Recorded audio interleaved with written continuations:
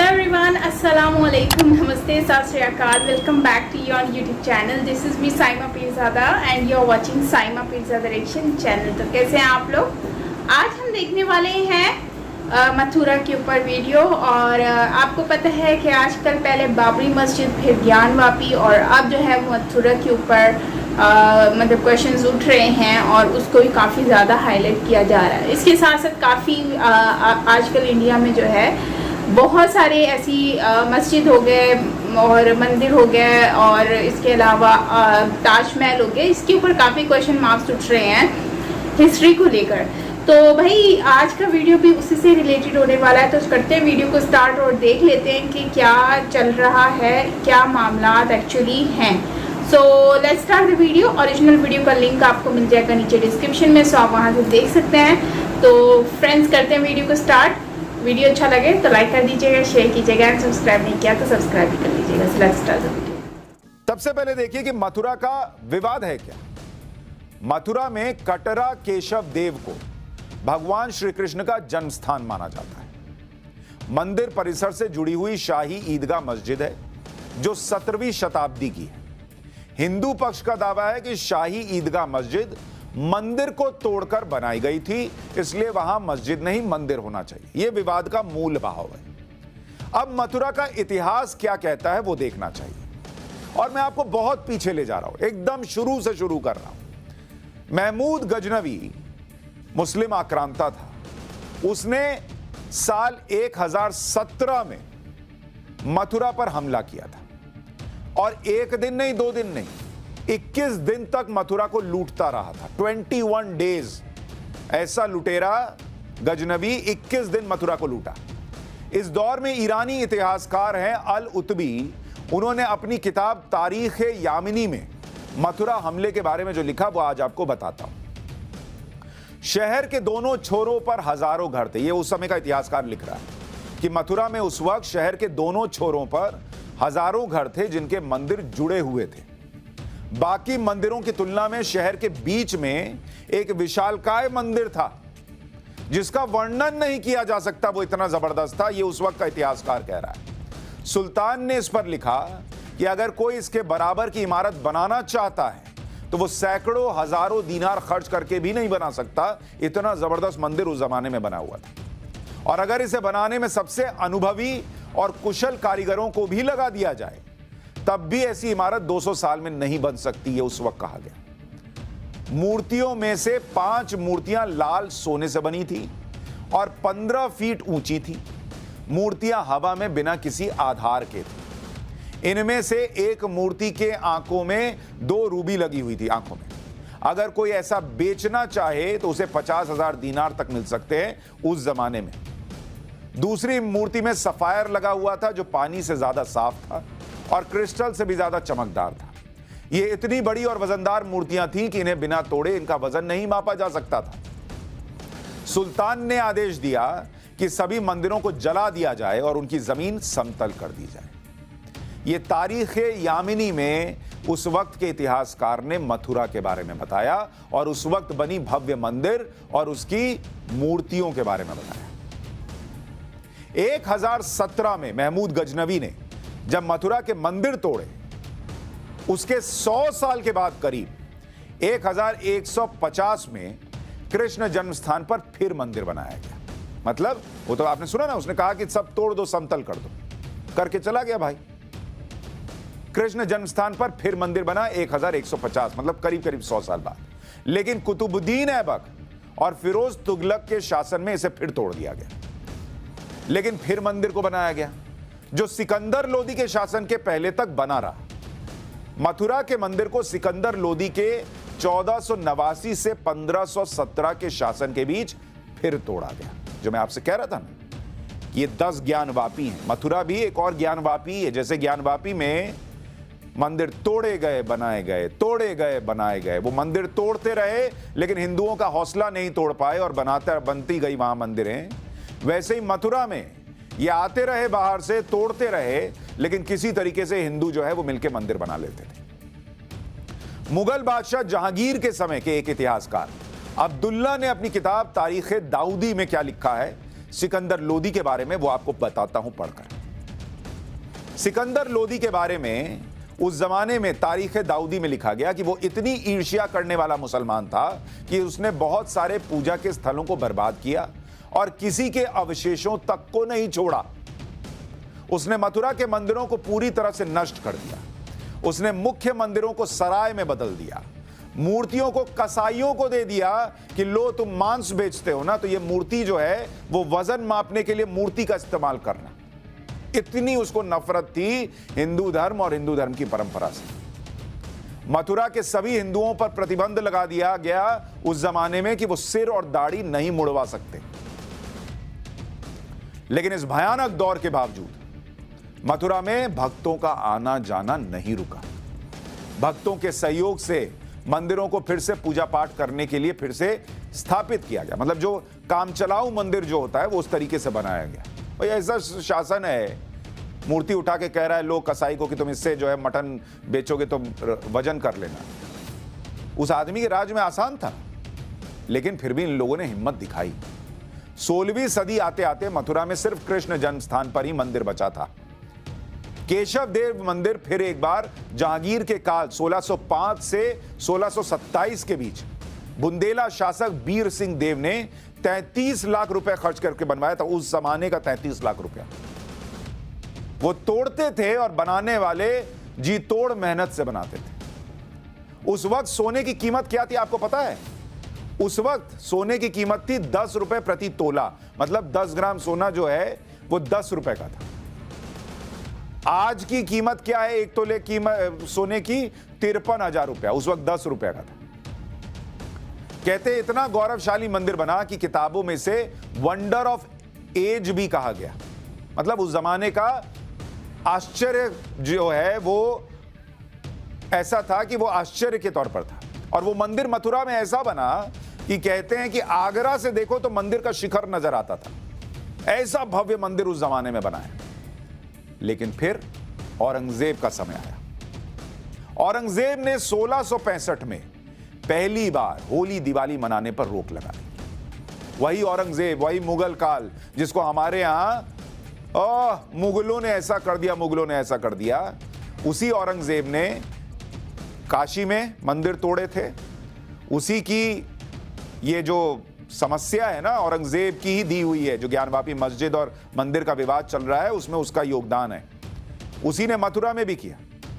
1665 में पहली बार होली दिवाली मनाने पर रोक लगाई भाई ने।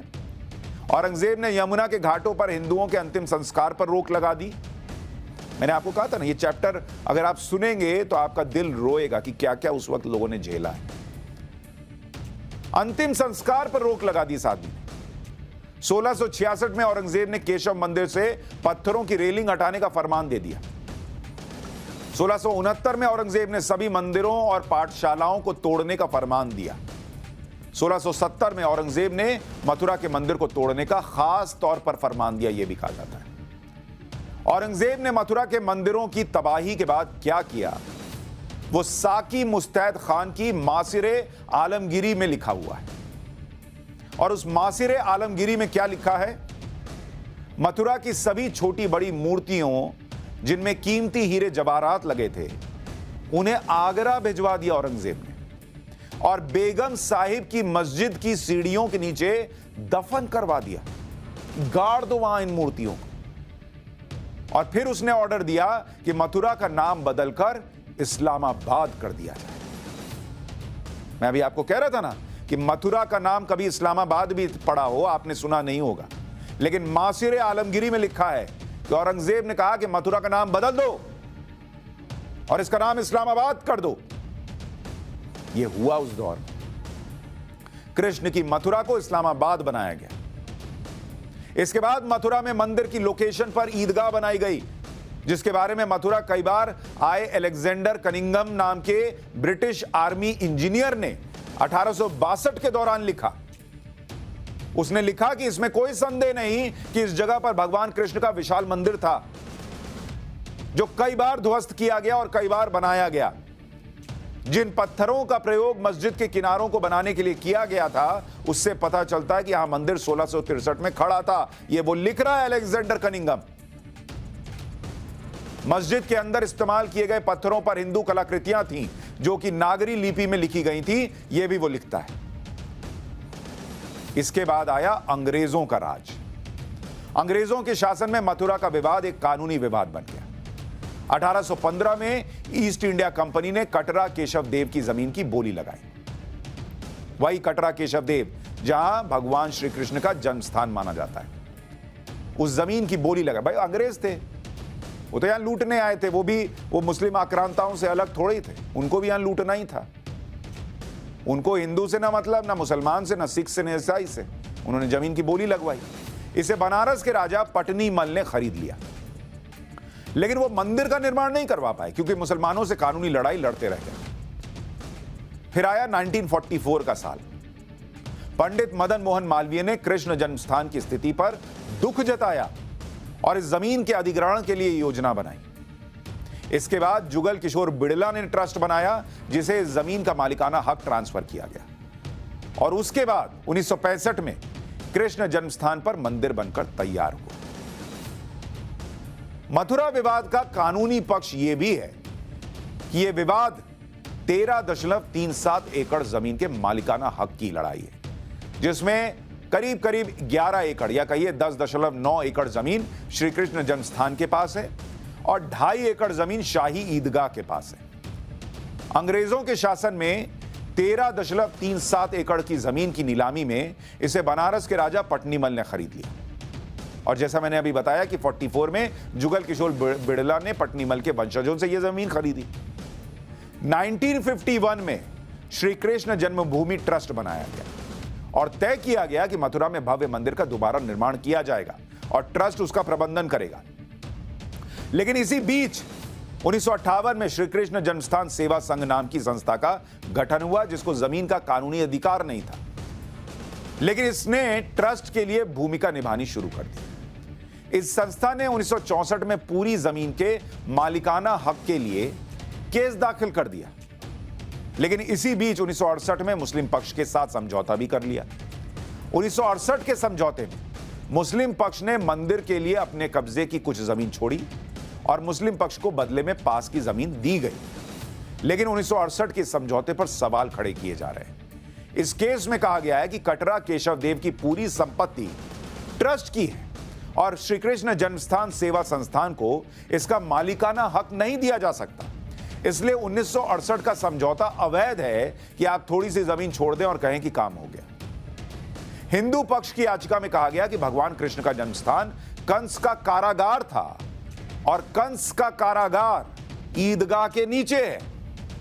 भगवान कृष्ण का जन्मस्थान हिंदुओं के लिए पवित्र है, इसलिए पूरी 13.37 एकड़ जमीन हिंदुओं को दी जाए, यह कहा गया है उस याचिका में, और वहां से शाही ईदगाह को हटाया जाए। दावा किया जाता है कि मथुरा में शाही ईदगाह मस्जिद का निर्माण प्राचीन कृष्ण मंदिर के सभा मंडप की जगह पर किया गया, लेकिन गर्भगृह किसी तरह से बच गया था। गर्भगृह के बारे में कहा जाता है कि यह वही जगह है जहां कभी कंस का कारागार हुआ करता था, जिसमें श्री कृष्ण का जन्म हुआ था। इसी जगह पर पत्थर का एक पवेलियन और अंडरग्राउंड जेल बनाई गई है, जिसके ठीक बगल में योग माया का मंदिर है। यह मथुरा की तस्वीरें दिखा दे रहा हूं, जो लोग नहीं गए हैं उनको दिखेगा कि बगल में मंदिर और दूसरी तरफ मस्जिद, ठीक वही ज्ञानवापी वाला मामला। जैसे वहां काशी विश्वनाथ और बगल में ज्ञानवापी मस्जिद, वैसे यहां मथुरा और मस्जिद, और बिल्कुल सटा सटा। यहां भी शाही ईदगाह की पिछली दीवार से मंदिर जो है वो सटा हुआ है।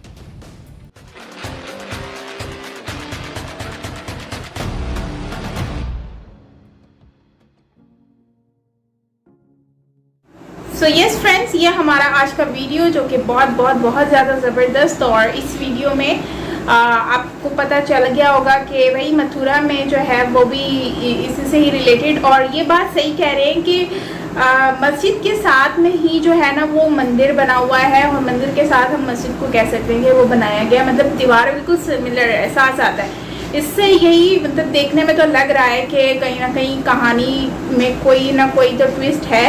अब देखना पड़ेगा कि भाई गवर्नमेंट इस पे क्या एक्शन लेती है और किस तरह से इसको डील करती है, क्योंकि जाहिर सी बात है मस्जिद का और मंदिर का कॉन्सेप्ट एक साथ समझ नहीं आता कि क्या मामला हो सकता है।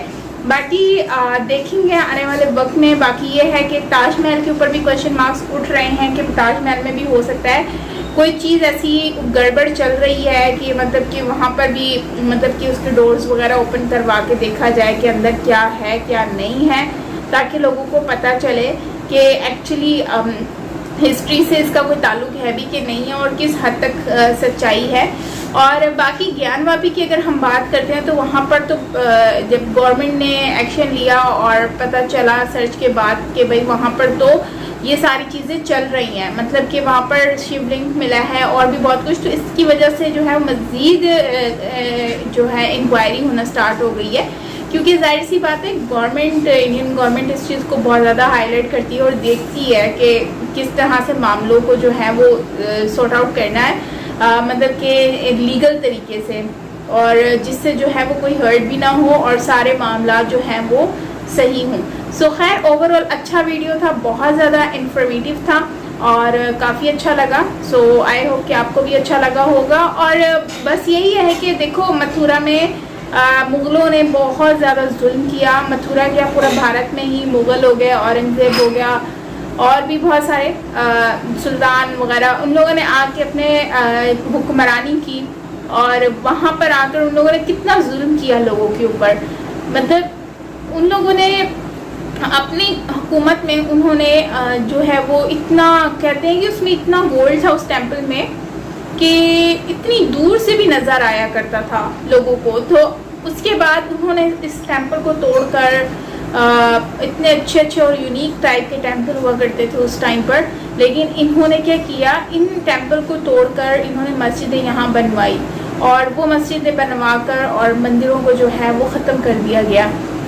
इवन तो वहाँ पर इतना जुल्म उस टाइम पर कह रहे हैं कि होता था कि लोगों के उनको अपनी दाढ़ी बनाने का परमिशन नहीं थी। मतलब ये तो सेम वैसे हो गया जैसे ये कोरिया में इस तरह का रूल्स हैं कि आपने उनकी सिर्फ ब्लैक जीन्स के अलावा कुछ पहनना नहीं है, ड्रेस कोड उनको एक अपनी मर्ज़ी से वो कपड़े तक नहीं पहन सकते, अपनी मर्ज़ी से वो फेस की शेप वगैरह नहीं रख सकते, हेयर कटिंग अपनी मर्ज़ी से, मतलब उनको अपनी ज़िंदगी में कोई राइट नहीं है। तो मतलब उस टाइम पर इन मुग़लों के दौर में भी लोगों को राइट नहीं होता था, मतलब इतना जुल्म होता था और ये मुझे कभी भी पता नहीं था। आज मुझे पता चला है कि इस तरह से उनके ऊपर कितना जुल्म हुआ करता था उस टाइम पर। एनीवेज वक्त तो गुजर जाता है लेकिन वो ज़ख्म जो इन्होंने दिए हैं वो लोग भूलते नहीं हैं और अब लोग अपने राइट पे डट गए हैं और आई बिलीव कि आने वाले वक्त में लोग इस राइट को अपना लेकर रहेंगे। एनीवेज ओवरऑल बस ये कह सकते हैं कि आने वाला वक्त अब देखेंगे कि क्या होता है, क्या फ़ैसला लेती है गवर्नमेंट। और जो है वो अंग्रेज़ों ने भी कोई कमी नहीं छोड़ी, अंग्रेज़ों ने भी बहुत जुल्म किया, आए लूटा और एक टाइम में तो कहते थे कि सोने की चिड़िया होती थी भारत। शायद यही रीज़न है कि गोल्ड वगैरह यहाँ पे बहुत होता था और हरी भरी खेती होती थी हर चीज़। तो अंग्रेज़ों ने अच्छा खासा लूटा भारत को, जितना हुआ लूटे। आज वो सुकून से रह रहे हैं और शायद ये लूटा हुआ माल ही लेकर गए हैं जो आज खा रहे हैं और पी रहे हैं। क्योंकि ये औरंगज़ेब और ये सब जो है मुग़ल और इन्होंने जो लूटा वो तो रह गया ना वहीं पर, मरने के बाद तो वो वहीं पर ही रह गया, तो वो तो साथ में कुछ नहीं लेकर गए। लेकिन अंग्रेज़ तो सब कुछ ही ले गए, जो रखा हुआ था वो भी ले गए। तो यही होता है, बस जितना चाह फ़ायदा उठाया भारत से और आज भी फ़ायदा उठाने की कोशिश कर रहे हैं, लेकिन लोग अब समझदार हो गए हैं। बड़ी बात है, अच्छी बात है, समझदार होना चाहिए, अपनी प्रोटेक्शन खुद करनी चाहिए। बाकी आपका क्या कहना है कमेंट सेक्शन में ज़रूर बताइएगा। बाकी मिलते हैं नेक्स्ट वीडियो के साथ। Till then take care, bye bye.